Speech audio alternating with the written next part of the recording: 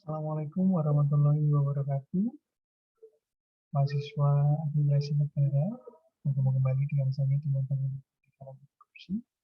Pada hari ini kita akan membahas yaitu pengertian korupsi. Kemudian nanti kita akan membahas jenis atau bentuknya. Kita menceritakan antara secara korupsi dan juga bentuk-bentuk korupsi ataupun juga jenis-jenis korupsi yang dilakukan. Kita masuk pada materi yang pertama yaitu pengertian dari korupsi. Pengertian atau pengantar dari korupsi berdasarkan ilmu agama ya, berdasarkan dengan kitab Al-Quran surat Al-Maidah ayat 52 bahwa mereka orang yang suka mendengar berita bohong banyak makan haram. Dan ini menandakan bahwa ternyata ini menjadi satu pendekatan baik secara religius berkaitan dengan nilai anti korupsi. Karena agama sejatinya adalah mengajarkan sesuatu yang halal ya, apa yang dilakukan sesuai dengan apa yang kemudian dilakukan, tidak kemudian kita mengambil milik orang lain atau mencuri ataupun juga memakan hal yang bukan menjadi milik kita. Kemudian secara pengertian ini ada beberapa istilah ya dari bahasa Inggris maupun juga dari bahasa Latin, yaitu korupsi ini berasal dari kata corruptio yang artinya adalah berkaitan dengan masalah pengambilan ya, atau kecurangan. Kemudian kalau dalam bahasa Latin berasal dari kata corrupere. Kemudian kalau di dalam bahasa lainnya ada corruption atau corrupti. Ini pengguna istilah saja yang kemudian ada hal yang dilakukan adalah hal yang buruk atau hal yang kemudian tidak sepatutnya dilakukan. Kemudian kalau di dalam Malaysia sendiri, Malaysia mengatakan korupsi itu adalah bahasanya adalah rasuah, yaitu berasal dari bahasa Arab artinya riswah, sehingga sama halnya dengan arti atau maknanya dengan melakukan hal yang merugikan atau yang keji. Dan ini adalah perbuatan yang curang yang kemudian tidak memiliki moral. Dan ini erat kaitannya dengan bahasa Arab di Indonesia, rasuah.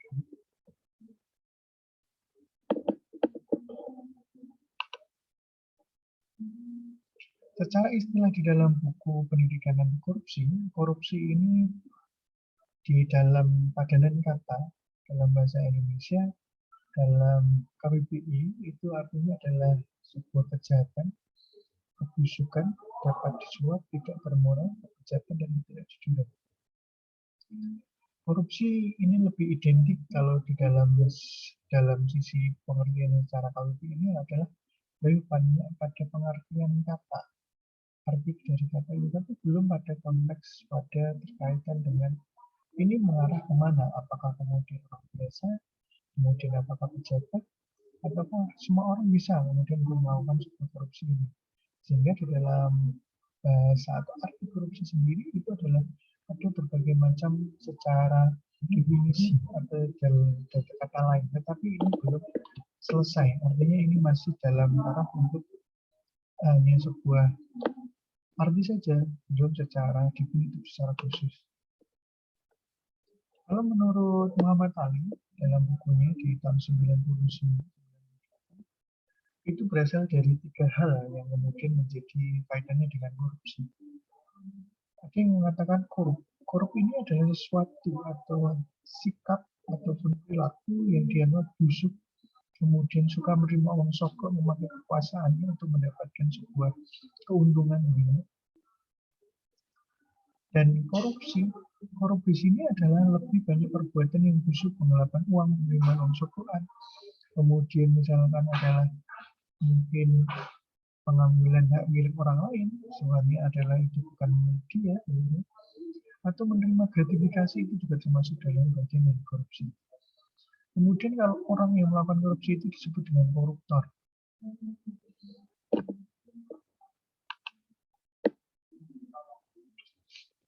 Nah, pada gambar ini menceritakan bahwa korupsi membawa sengsara. Memang ya, seharusnya adalah masyarakat mendapatkan misalkan bantuan 10.000 satu orang, tapi kemudian disunat menjadi 5.000. Ini kan kemudian masyarakat rakyat. Banyak yang terjadi di dalam sisi ini adalah Ini adalah untuk kesejahteraan masyarakat bersama, tapi diambil oleh segelintir orang dan digunakan untuk kepentingan sendiri atau kelompok. Dan memang korupsi ini menjadi musuh bersama dari semua lapisan warga di Indonesia, baik dari orang biasa, kemudian menengah sampai ke atas maupun sampai pejabat. Dan ini lebih banyak sebenarnya kalau materi ini adalah banyak pada pengetahuan ya. Tetapi pendekatan-pendekatan untuk korupsi di sini lebih banyak adalah lebih banyak pendekatan pada sisi religius harusnya untuk kemudian menyelesaikan. Karena banyak kemudian pemahaman di misalnya digerakkan melalui religius atau melalui kepekaan hati berkaitan dengan sebuah perilaku. Dan korupsi ini memang sudah dari dulu sudah ada di Indonesia ya, dan sudah banyak yang kemudian terjadi faktor-faktor korupsi mulai dari dulu masa awal kemerdekaan sampai hari ini. Dan kemudian korupsi ini ya memang tadi ini sangat menyiksa sekali. Misalkan pejabat korupsi 10 miliar, 10 miliar mungkin bisa digunakan untuk berapa kabupaten atau kota yang bisa digunakan untuk mengatasi sebuah kemiskinan. Dan kebanyakan memang yang dilakukan oleh pejabat kalau dalam sisi korupsi ini. Kalau orang biasa atau seperti kita korupsinya ya korupsi waktu gitu ya, kemudian korupsi mungkin terlambat, kemudian tidak disiplin, berbohong, mencontek, ini yang kemudian masuk di dalam korupsi secara pengertian bagi kita sebagai mahasiswa ataupun sebagai seorang yang tidak memiliki jabatan. Sehingga semua orang itu memiliki potensi terhadap korupsi. Ada hal yang tidak jujur, kemudian busuk, kemudian adalah dia adalah kecurangan, ini juga bisa berdampak ataupun bisa berdekatan dengan perbuatan kita. Kemudian berkaitan dengan faktor penyebab korupsi. Ini korupsi ya teman-teman, mohon maaf, nanti saya akan berbagi. Korupsi ini terbagi menjadi dua, yaitu faktor internal dan juga faktor internal. Faktor internal itu dari pribadi, kalau faktor eksternal itu dari sebab dari luar. Faktor korupsi yang banyaknya orang yang konsumtif, kemudian banyak standar hidup yang kemudian tinggi, imajinasi memiliki kekayaan materi, kemudian dia menginginkan sebuah barang yang saat itu sudah dimiliki tapi ingin yang lebih, maka ini kemudian menjadi alasan orang itu kemudian korupsi. Dan kebanyakan ini kalau secara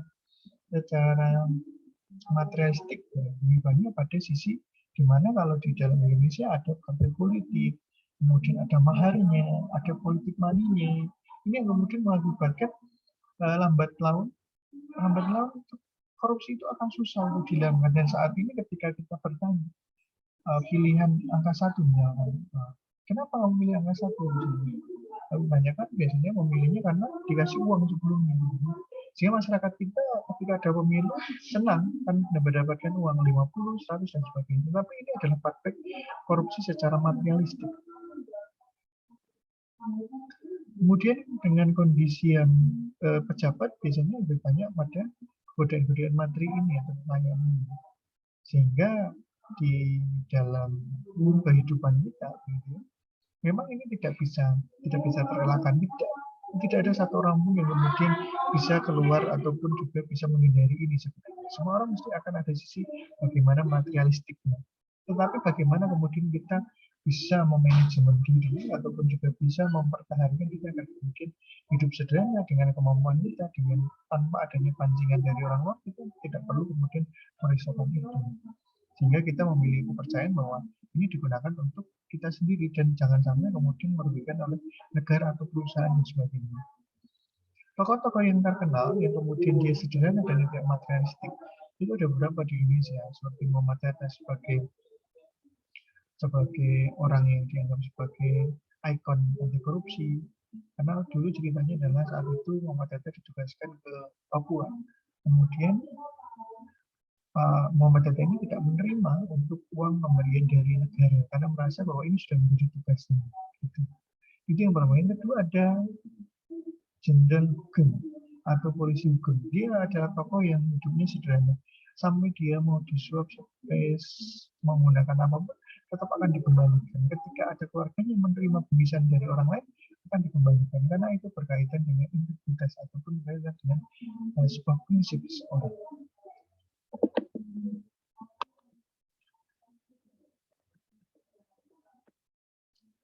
pandangan lain yang berkaitan dengan faktor-faktor terjadinya korupsi, yaitu aspek perilaku individu, aspek organisasi, aspek masyarakat. Lebih lanjut bahwa korupsi ini lebih banyak pada sikap-sikap manusia yang tidak memiliki rasa puas dengan sikap yang tamak. Ketika sudah memiliki ini, pengen ini. Ketika memiliki ini, pengen ini lagi dan sebagainya. Sehingga kemudian dia menjadi sebuah godaan gaya hidup yang konsumtif. Apalagi di masa saat ini, semuanya sudah beralaskan pada media sosial.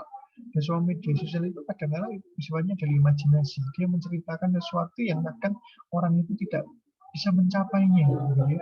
Atau yang hanya menyapainya adalah orang tertentu saja. Tetapi dengan sosial media, semuanya ingin tampil mewah, semuanya pengen tampil. Itu kan sebenarnya adalah godaan di mana gaya hidup sudah berubah di masa saat ini. Dan yang paling saat ini sudah mulai masuk adalah di mana teknologi sudah mulai masuk, perkembangan informasi masuk, tetapi ternyata produktivitas semakin menurun. Orang kemudian menjadi malas bekerja dan sebagainya, ingin mendapatkan uang tetapi tidak mau bekerja. Ini yang kemudian berkaitan dengan faktor akan terjadinya sebuah korupsi. Nah, kalau mau dapat uang ya kerja.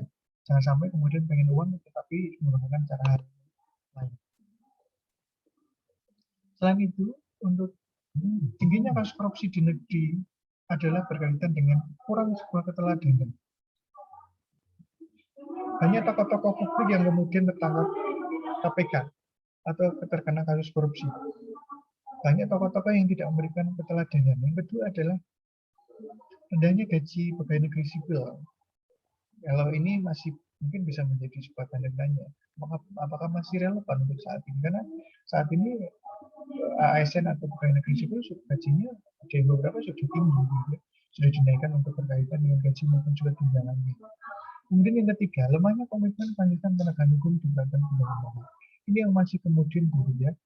Ada yang mengatakan Joko Chandra sudah jadi buronan, kemudian hanya di penjara selama 3,5 tahun. Tapi yang mencuri kayu di daerah Magelang atau di daerah mengkuliti kayu manis ya, itu kemudian di penjara selama 5 tahun. Apakah kemudian itu sama atau tidak, atau bisa dikatakan itu adalah adil atau tidak? Gitu ya. Dan ini juga menjadi sebuah lemahnya konsistensi terhadap penegakan hukum. Kemudian memang di masa saat ini integritas dan profesionalisme memang susah dilakukan. Dan banyak yang kemudian integrasinya hilang karena peristiwa di mana dia melakukan korupsi dan tidak melaksanakan kewajibannya dengan baik. Kemudian untuk bisa melakukan pengawasan secara internal, itu perlu untuk meningkatkan, maksud saya adalah untuk meningkatkan agar mulai hilangnya ataupun juga adanya korupsi itu semakin tidak ada di Indonesia, maka perlu adanya sebuah pengawasan secara internal, baik perbankan, keuangan, birokrasi, dan kelembapan. Sampai pada di mana kondisi lingkungan itu adalah sesuai dengan kehidupan di dalam anti korupsi. Karena kadang-kala kondisi lingkungan kerja ini juga akan menentukan berkaitan dengan sikap di dalam sebuah perilaku dalam kehidupan sehari-hari. Yang terakhir adalah lemahnya iman. Ini berkaitan dengan sisi religi. Ketika tidak takut lagi dengan Tuhan, ya, takut dengan siapa? Gitu. Maka ketika kemudian tidak ada yang menjadi ditakuti atau kemudian tidak ada yang diberikan sebuah aturan yang kemudian dilakukan secara agama, ya, maka secara etika dan sebagainya tidak akan terlaksana. Apalagi kalau tidak memiliki agama, maka dia tidak akan memikirkan sejauh itu. Karena keimanan ini juga berkaitan dengan penanggulangan terkait dengan korupsi di Indonesia. Dengan kita memiliki iman, dengan kita memiliki rasa keimanan tinggi, maka hidup kita akan semakin sederhana, kemudian bersyukur, dan tidak kemudian memikirkan pengen ini, pengen itu, dan sebagainya dengan menggunakan segala cara. Kemudian yang ke-12 atau slide sebelum terakhir ya, faktor penyebab korupsi karena faktor politik ekonomi. Ini juga kaitannya dengan bagaimana korupsi itu ada. Faktor politik, yaitu bagaimana kemudian sistem politik itu dibentuk.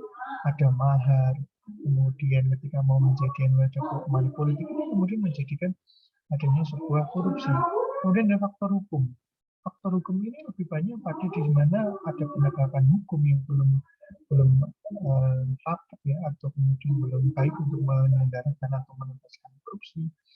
Kemudian belum memberikan penegakan hukum yang baik, kemudian sehingga ini kemudian juga berdampak pada terlahirnya sebuah korupsi itu. Yang terakhir adalah faktor ekonomi atau konsumtif atau berkaitan dengan materialisme. semakin faktor ekonomi ini sangat menentukan berkaitan dengan penyebab korupsi. Ketika korupsi itu ada, kemudian berkaitan ekonomi, mesti biasanya dikaitkan dengan kondisi ekonomi yang kemudian membaik.